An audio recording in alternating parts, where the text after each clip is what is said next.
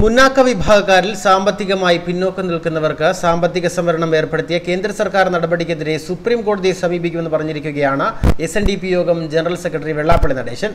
കേന്ദ്ര സർക്കാരിന്റെ തീരുമാനം ഏകപക്ഷീയമാണെന്നും ഭരണഘടനയ്ക്ക് പുറത്തുള്ള ഒരു സംവരണവും അനുവദിക്കുകയില്ല എന്നും നരേന്ദ്രമോദി ബുദ്ധിപരമായി നീക്കം നടത്തിയപ്പോൾ മുസ്ലിം ലീഗ് അല്ലാതെ ഒരു പാർട്ടിയുടെയും നാവ് പൊങ്ങിയില്ല എന്നും വെള്ളാപ്പള്ളി പറഞ്ഞു. സാമുദായിക സംവരണമാണ് പരമ്പരാഗതമായി SNDP യോഗം വിശ്വസിക്കുന്നതും അംഗീകരിക്കുന്നതും. സാമ്പത്തിക സംവരണം നടപ്പിലാക്കുന്നതിനോട് SNDP യോഗത്തിന് ഒരു യോജിപ്പുമില്ല.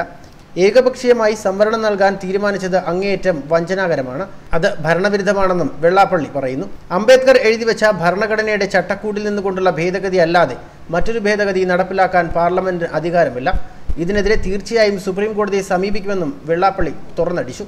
അതേസമയം സാമ്പത്തിക സംവരണം നടപ്പിലാക്കിയതിന് കേന്ദ്ര സർക്കാരിന് നന്ദി അറിയിച്ച NSSM രംഗത്തെത്തി. സാമ്പത്തിക സംവരണം നടപ്പിലാക്കിയതോടെ എല്ലാ വിഭാഗങ്ങൾക്കും സാമൂഹ്യനീതി നടപ്പിലാക്കാൻ വേണ്ടിയുള്ള നീതിബോധവും ഇച്ഛാശക്തിയുമാണ് നരേന്ദ്രമോദി നയിക്കുന്ന കേന്ദ്ര സർക്കാർ തെളിയിച്ചതെന്നും NSS general secretary Sukumaran Nair പറഞ്ഞിരുന്നു.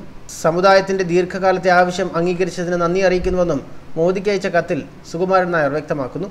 നിലവിലുള്ള സംവരണ വ്യവസ്ഥകൾക്ക് യാതൊരു മാറ്റവും വരുത്താതെ പതിറ്റാണ്ടുകളായി അവഗണിക്കപ്പെട്ട മുന്നാക്ക വിഭാഗത്തിലെ സാമ്പത്തിക പിന്നോക്കം നിൽക്കുന്നവർക്ക് വിദ്യാഭ്യാസം, തൊഴിൽ എന്നീ മേഖലകളിൽ 10% സാമ്പത്തിക സംവരണം ഏർപ്പെടുത്തിക്കൊണ്ടുള്ള കേന്ദ്ര സർക്കാരിന്റെ തീരുമാനം ചരിത്രവും അഭിനന്ദനാർഹവുമാണെന്നാണ് സുകുമാരൻ നായർ കത്തിൽ പറഞ്ഞിരുന്നത്.